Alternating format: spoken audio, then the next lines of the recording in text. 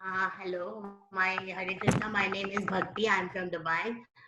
I am doing this course from past 15 days. I've never realized that on natural medicine, the mission of my sir is like life without medicine.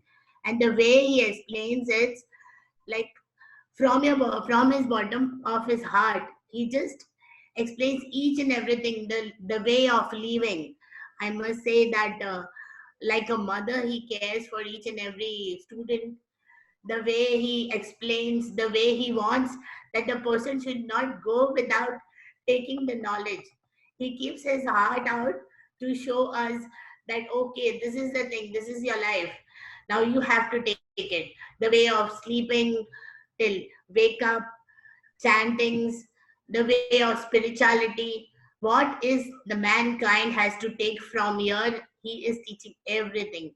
I must recommend that each and every mankind should do this course. We are fortunate to be here in his presence and learning so many things in such a simple way.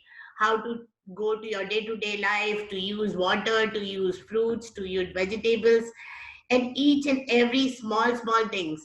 Even a child, he is taking care like a mother. Like if you're a child, till the old age person gets benefit out of it. Each and every person should do the course. Please come again and again and again.